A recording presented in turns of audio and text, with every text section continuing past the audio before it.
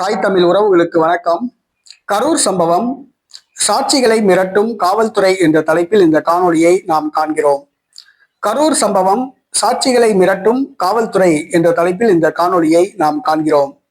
கரூர் சம்பவத்தை விசாரிப்பதற்காக ஒரு நபர் நீதிபதி தலைமையில் ஒரு ஆணையம் அமைக்கப்பட்டது. நீதிபதி அருணா ஜெகதீசன் அவர்கள் பாதிக்கப்பட்ட இடங்களுக்கு சென்று விசாரித்து வருகிறார்.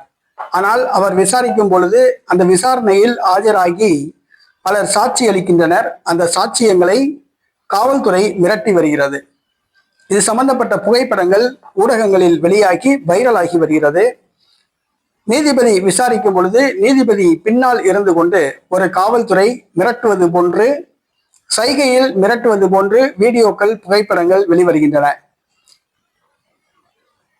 அந்த சாட்சியம் அளிக்க வந்த நபர்கள் சாட்சி அளிக்கும் பொழுது பின்னால் இருந்து நீதிபதி இப்படி கையை காமிக்கிறாப்ல, அடுத்தது இப்படி கையை காமிக்கிறாப்ல, அடுத்தது இப்படி மிரட்டுறாப்ல.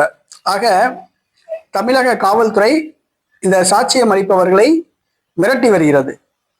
நீதிபதி அவர்கள், ஓய்வு பெற்ற நீதிபதி அவர்கள் விசாரிக்கும் பொழுது அந்த சாட்சியங்களை பின்னால் இருந்து காவல்துறை மிரட்டி வருகிறது. இதை காவல்துறையின் கவனத்திற்கு கொண்டு வருகிறோம். காவல்துறை நடுநிலையோடு செயல்பட வேண்டும் என்று கேட்டுக்கொள்கிறோம். ஏனென்று சொன்னால் இது உயிர் போகக்கூடிய ஒரு மிகப்பெரிய பிரச்சனை தமிழ்நாட்டில் பூதாகரமா கிளம்பி இருக்கு. இதுல உண்மை குற்றவாளிகள் யார் அப்படிங்கிறது தெரியணும். ஆனா குற்றவாளிகளை தப்புவிப்பதற்காக காவல்துறை சாட்சியங்களை மிரட்டி வருவது வேலையே பயிரை மேய்வது போன்று உள்ளது. ரொம்ப வேதனையான விஷயம்.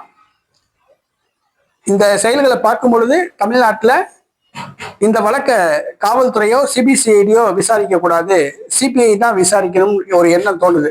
ஆகவே தமிழக காவல்துறை சாட்சியங்களை மிரட்டி வருவதை வன்மையாக கண்டிக்கின்றோம்.